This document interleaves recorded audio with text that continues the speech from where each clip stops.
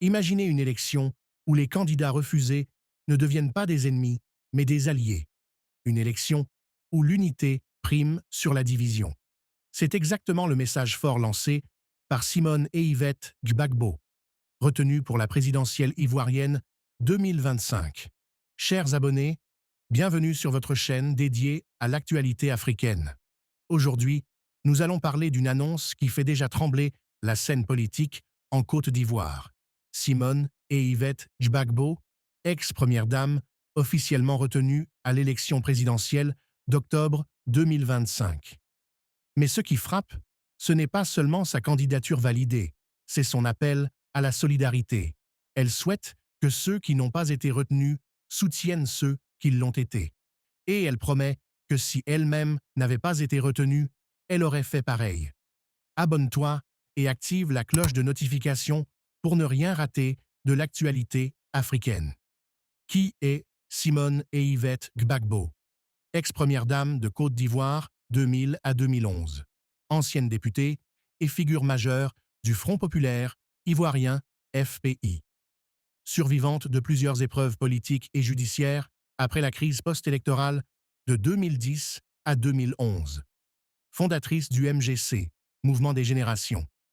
Capable, en 2022, symbole d'un nouveau départ politique. Le contexte de l'élection présidentielle 2025 en Côte d'Ivoire, date fixée, 25 octobre 2025. Candidats validés par le Conseil constitutionnel, parmi eux, Alassane Ouattara, président sortant, Laurent Gbagbo, Simone et Yvette Gbagbo et d'autres figures politiques majeures. Des dizaines de dossiers déposés, mais seuls quelques candidats retenus. La déclaration de Simone Gbagbo, un appel à l'unité. Elle salue sa propre validation.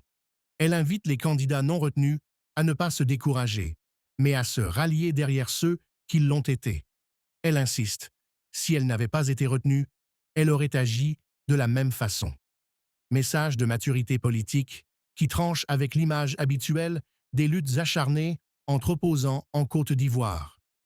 Pourquoi cette déclaration est importante? Éviter la division. Dans l'histoire ivoirienne, les divisions entre opposants ont souvent profité au pouvoir en place. Construire une opposition solide, avec plusieurs figures fortes en lice, Laurent Gbagbo, Simone Gbagbo, Kouadio Konan Bertin, etc., le risque est la dispersion des voix. Appel à la démocratie apaisée. Son message montre une volonté de pacifier la politique ivoirienne. Réaction en Côte d'Ivoire et en Afrique. Les partisans de Simone Gbagbo voient en elle une femme d'expérience, capable de rassembler. Certains sceptiques estiment qu'il s'agit d'une stratégie pour séduire les électeurs déçus des autres partis. Dans l'opinion publique, beaucoup saluent ce discours d'unité qui contraste avec la violence verbale habituelle des campagnes. Enjeu pour 2025. Si les candidats de l'opposition s'unissent, la bataille contre le camp présidentiel sera plus équilibrée. Mais si chacun mène une campagne solitaire, le risque est grand de répéter les erreurs du passé.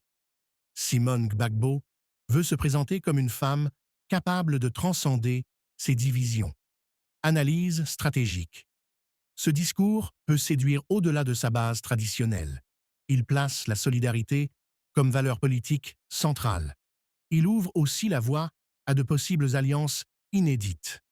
Entre son mouvement, le FPI de Laurent Gbagbo, en résumé, Simone et Yvette Gbagbo n'a pas seulement annoncé qu'elle était candidate.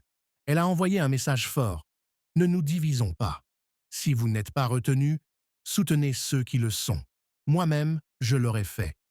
Une phrase qui résonne comme une promesse de maturité et de rassemblement dans une Côte d'Ivoire qui aspire à la paix et à une démocratie apaisée. Merci d'avoir suivi cette analyse jusqu'au bout.